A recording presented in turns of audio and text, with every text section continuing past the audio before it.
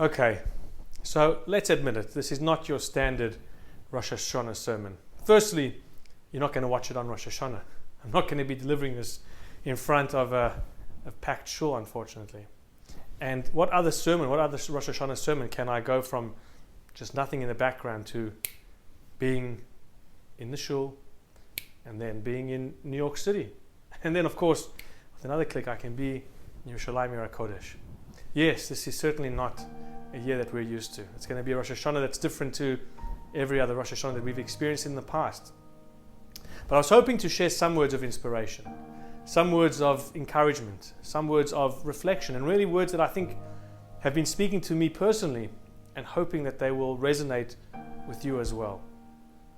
You know, it's been a year which has been so strange. You know, as I turn over here, you know, we've all been wearing our masks and socially distancing and restrictions, following the news day in, day out, that it's really, I guess, caused us a lot of panic, a lot of anxiety.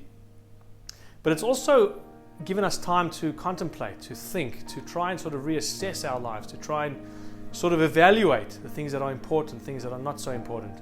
I know we've said it's been unprecedented times, and that word unprecedented has been said an unprecedented amount of times as well.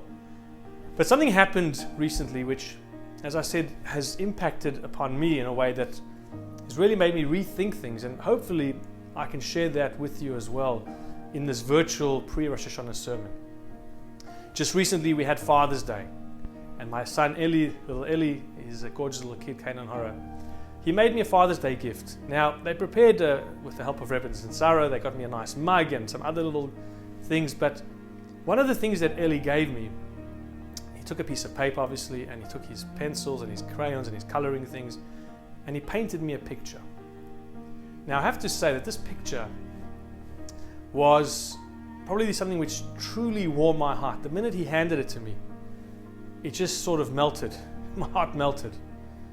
And it wasn't a fancy painting, it wasn't a Picasso, it wasn't, I don't think it's going to win any awards in any art gallery, but it was something which came genuinely from his heart.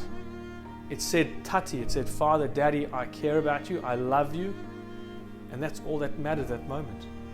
It was that piece of paper with just some basic coloring that was better than any other gift that I received. And I did get a nice watch from Rebbe and Sarah. And I was thinking about this message. And I was thinking about this whole idea that we're coming into Rosh Hashanah, and of course it's a time where we know where we wish each other a sweet New Year, and of course honey plays a vital role. I was thinking the other day, we didn't eat enough honey last Rosh Hashanah because it certainly hasn't been a sweet year in that sense. So make sure you eat enough honey. But honey is something which it gets straight to the point. When a person eats honey, it's so pure, it's sweet, we feel its goodness. You know, you give a child something to eat, a honey snack or a honey treat, a honey lolly, and the child enjoys it. They dip their apple in the honey. It's wonderful. It's so pure in a sense. I almost felt like it's that honey. It was the honey moment when my son gave me that piece of paper. It was sweet. It was real. It was directly to the point. There was no flashy lights. There was no, all the noise and the buzz around it. It was straight love. It was pure. It was a connection. You know, recently in the parashiyot that we read in the lead up to Rosh Hashanah, we spoke about the mitzvah called Bikurim, the first fruits. Now, the first fruits were such a beautiful mitzvah. The Jewish people, they were farmers. They took the first of their fruit and they brought it to Jerusalem, to Yerushalayim, to the Beit HaMikdash, to give it to the Kohen as a gift to God, to say, we are thankful, we are grateful for what you have given us. But there's a very interesting detail which I think really talks to this point.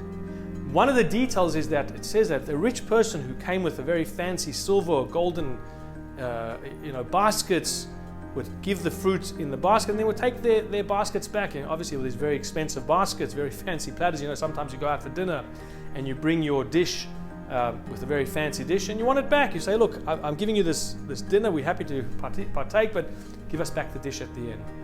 It says the poor person would give their basket to the Kohen with their whatever fruit they had, obviously very minimal because they were poor. And then it says that the Kohen would keep the basket. You think to yourself, what? The Kohen's going to keep the basket? This poor person, at least give him his basket back. But we are told that the basket itself was so meaningful to God.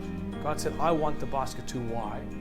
It says because the poor person obviously didn't have means to buy a basket. They had to take the reeds and the different strings and leaves that they might have had, and they weaved the basket themselves. It came literally from the effort of their own hand. It was so pure, it was so precious that God said, that's the gift I want. Obviously not saying that somebody who's rich and somebody who spends money, we're talking about in concept, a theory, the idea that this person who gave from their heart, who said, it's not flashy, it's not expensive, but it's mine, it's real, it's from my heart, it's from my efforts, my hands. This, says God, I want this. And it reminded me a number of years ago, it was Rosh Hashana, I was in Shul, and as I mentioned before, Shul on Rosh Hashana is a very busy time, it's a very packed time. And you see a lot of people, and sometimes you see people that you haven't seen in a while, and sometimes you see new people that you haven't ever met before. And I noticed there was this gentleman davening, praying, and it looked like he had so much devotion, he was moving, and it looked like he was enjoying the service, and I was just so caught in his world, if you like, for those few moments, and so inspired by seeing his inspiration, that I said I want to make a point to go over to him after the service to have a few words, and just to talk and see what was so meaningful. Unfortunately, by the time the service ended and I had sort of people coming to greet me, by the time I got to him, he had already left. But he left his machzor, or what I thought was a machzor, and I looked down, and I was about to see what his name was, and perhaps to return the machzor to him. But I noticed it wasn't even a machzor. It actually was a Megillat Esther, a printed version of the book of Esther. He had obviously taken it off the shelf. It was Hebrew. There was no English, and he had opened it in front of him. But he was so moved by the service, and he was praying, and I thought he must have had the best machzor in town, the best machzor from Gold's. He had collected this machzor, and he had, the one with all the commentary, with Rabbi Sachs, with all the great sages, and, with every single line you have, it's got another verse, another interpretation. This person wasn't even using the right book. But I felt that year that probably it was his prayers that carried all of our prayers to God. Because it was his prayers that were almost like Eli's piece of paper. It was almost like that basket from that poor person. It was directly from the heart. It was, I'm talking to you, God.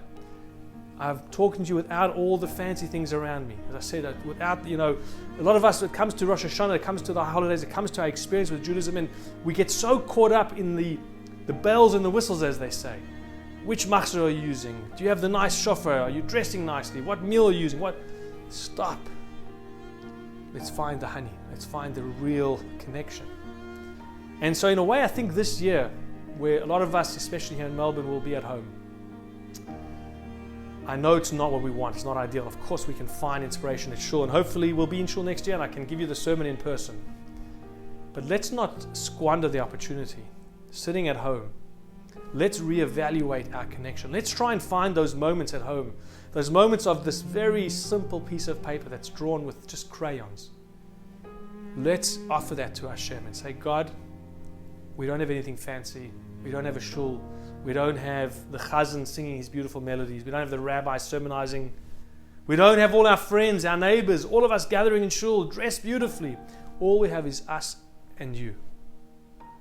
And I think that's going to give Hashem so much joy. That's going to be the real honey this year. That's going to be an experience. And let's apply that, in a sense, to all our relationships, to that with our significant other, to our spouse, to our parents, to our children, to our friends, to our colleagues. Let's say, where's the simple relationship? Where's the simple connection? That is what we want this Rosh Hashana. That is what we need this Rosh Hashana. And yes, it will be different and it will be unprecedented, as we mentioned, but find that simple, sweet feeling. Close your eyes, talk to God, hear the message, hear the sound. And I'm going to conclude by sounding the shofar. We won't be able to hear the shofar in shul. There are other ways to hear it this year, as you all know. But as you hear it in this virtual world, as you hear it on the screen, if it might be on your phone or on your computer, close your eyes. I ask all of you, each and every one of us, close your eyes. Listen to the sound, whatever sound it makes on the screen. Think about your relationships. Think about that person davening with the Megillat Esther and Rosh Hashana. Think about my son's drawing. Think about the poor man's basket and say, where am I going to give my gift? How I'm going to connect in my way to Hashem? And please God, if we eat a lot of honey, in the spiritual sense, in the physical sense, let us have that sweetness this year. And and let us appreciate the sound of the shofar, the pure sound. Here we go.